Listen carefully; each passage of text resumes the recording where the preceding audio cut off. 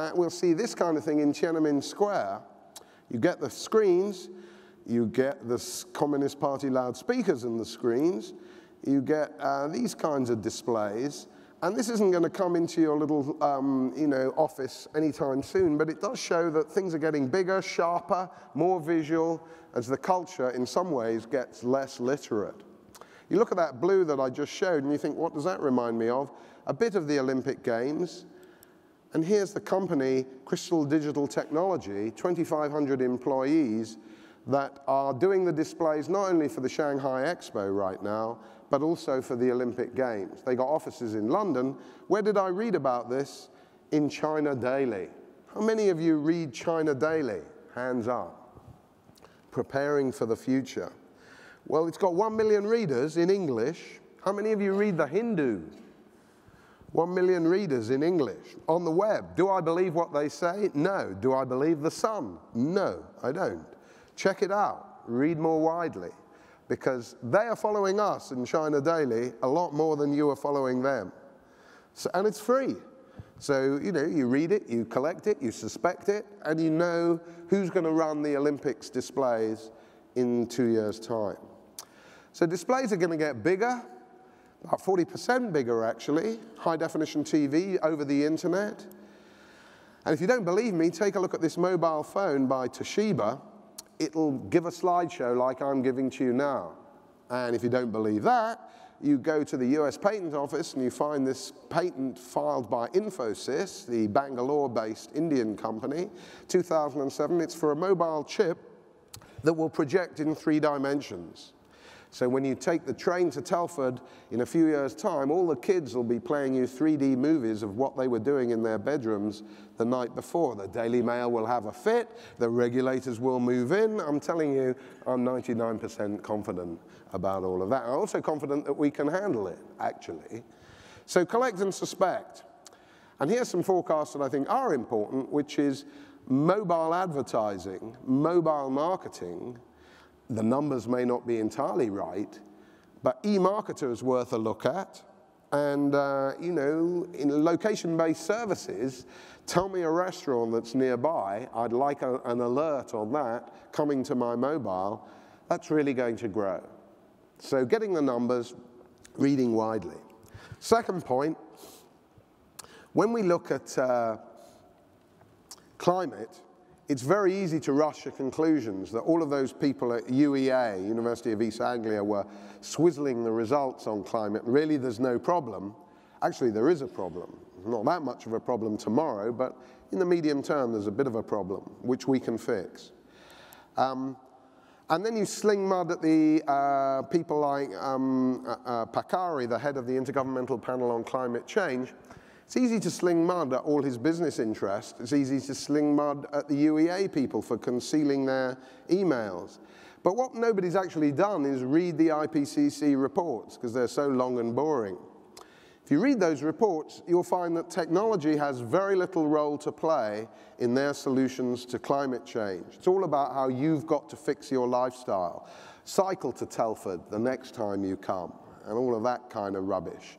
Fix your slops, as Ed Miliband always used to go on about in his inspiring program for the future. And, so just going on about their financial interests doesn't help too much. Let's look at the forecast. Look at the forecasts. Look at these little stories, right? It's incredible. I don't know if you can read it. A2 storyline, world differentiated.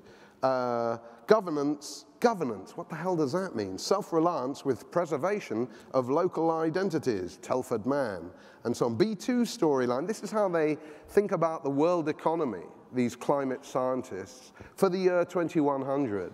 So it doesn't matter about whether they're paid or not paid, or whether they're 1 degree off or 2 degrees off. If this is the caliber of forecasting they're doing, and it is, it's scenario forecasting, the kind of what-if stuff, that really is fiction on wheels. Very, very poor.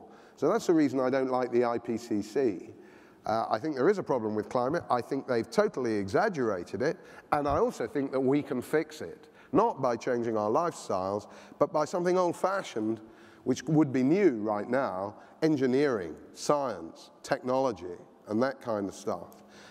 So beware, as I've said, of policy-based evidence, where they pick what appears to be the melting of the Himalayan glaciers, hope that nobody will notice to reinforce their case, and then it doesn't amount to a line of beans, which doesn't mean that there isn't global warming. There is a bit of global warming, and human beings are not guilty of it, but we made that mistake, and we can unmake it. If we did it, we can undo it. If you don't believe me, take a look at Sandia National Laboratories in New Mexico. There, they're taking CO2 from the atmosphere, reducing the stock, not just the new CO2, but taking it from the atmosphere, stripping it of oxygen and hanging on to the carbon. They get some water, and again with solar power, they strip it of oxygen, hang on to the hydrogen. They ram the two together chemically, you've got new hydrocarbons. So when Greens repeat for the 19th time, there's only one Earth, they're right about fossil fuels, they're wrong about artificial fuels. We can make new petrol. We can make new fuels for jets, and you'll find that jet fuel made by algae is going to be certified not in 2013, but ahead of schedule, probably next year.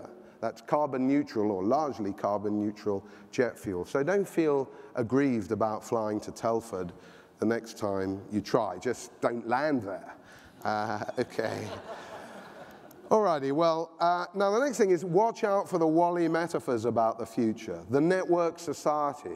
God, do we really, why should society be like a network, right? You capture one element of what's changed technologically, and then you make a whole theory out of it.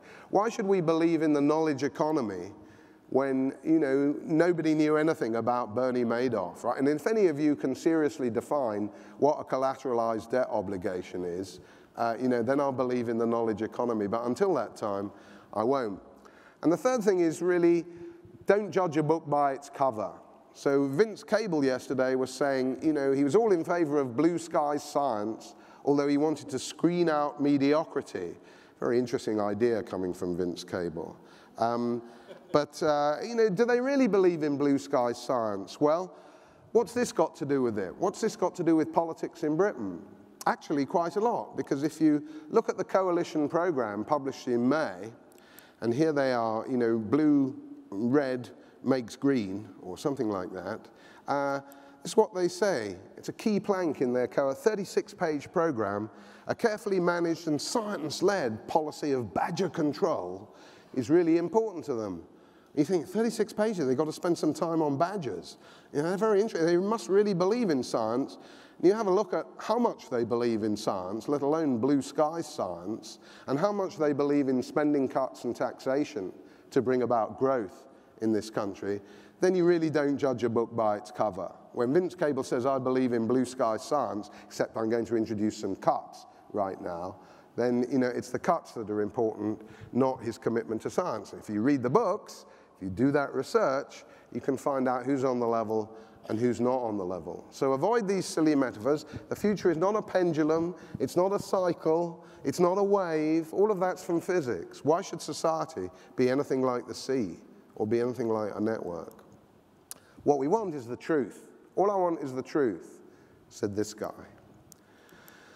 So this is Papandreou. Don't neglect the crisis in Europe's periphery. It's not gone away, especially Spain, Portugal, especially Spain, I would say, and Greece, Ireland. Watch out for that. And watch out for power cuts. They've just said no to the Severn barrage. It would only provide by itself 5% of Britain's energy needs, but birds are more important.